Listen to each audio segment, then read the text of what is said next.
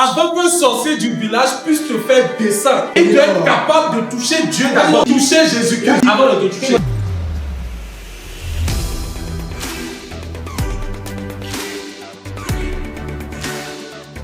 Jésus dit, il a ressuscité toi et lui ensemble. Donc le jour où il ressuscitait il y a 2000 ans, tu étais en lui. La Bible dit, il a ressuscité moi et lui ensemble. C'est-à-dire le jour où on criait et fort. Et le jour là, toi aussi tu étais réveillé. Il a ressuscité les deux ensemble. Oui. Il nous a ressuscités ensemble.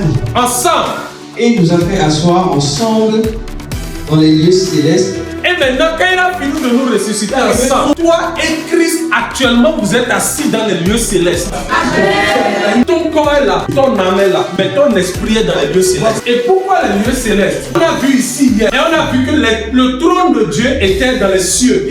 Parce qu'il n'y a aucune principauté qui peut prendre autorité sans être sur son trône. Donc, son trône, like a basement, son palais se trouve dans les cieux. Lui-même, ce n'est pas là-bas qu'il habite. Son habitation, c'est en lui-même. Et maintenant, il vient sur son trône. Il va juger la terre. Donc, quand il ressuscite Jésus, il ne te laisse pas sur terre. Non. Il te prend et te dépose à côté de son trône. Pourquoi? Parce qu'il y a un trône réservé pour toi. C'est pour ça que quand il partait, il dit, je m'en vais réserver une place pour vous. S'il n'y avait pas de place, je vous aurais dit. La place dont il parle, on appelle ça le trône. Et ce trône était vacant parce que c'était le trône d'Adam. C'est ce que Dieu disait lorsque Dieu est rentré dans Éden. Il dit, Adam, où es-tu? Dieu connaît tout. Comment Dieu demande à Adam, où es-tu? Et la Bible dit, Adam dit, je me suis caché. Est-ce qu'on peut se cacher devant Dieu? En fait, en réalité, Dieu parlait de son règne. Dans la dimension des dieux, le trône d'Adam était vacant. Dieu s'est rendu compte qu'Adam n'était plus assis sur son trône. Et il lui demande, où es-tu? Je ne te trouve pas. Je te vois vivre dans une autre dimension. Donc, je ne sais pas où tu es. Où es-tu? Et donc,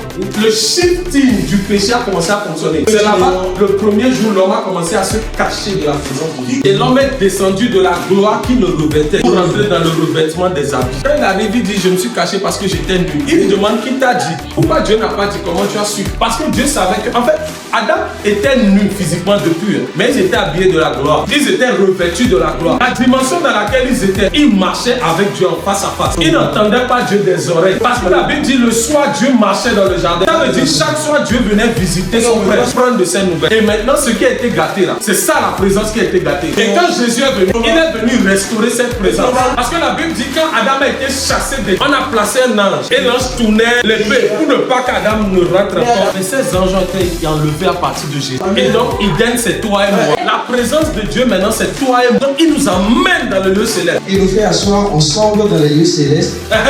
En Jésus-Christ. En qui? Jésus-Christ. C'est pour ça que je disais, Jésus dit, je suis en mon Père et ils sont en moi. Avant qu'on ne puisse t'atteindre, on doit pouvoir atteindre Dieu, atteindre Jésus. Avant de t'atteindre, avant qu'un sorcier du village puisse te faire descendre, il doit être capable de toucher Dieu d'abord, toucher Jésus-Christ avant de te toucher. Sauf si tu n'es pas caché en lui. Tant que tu es en lui, tu es dans les lieux célestes.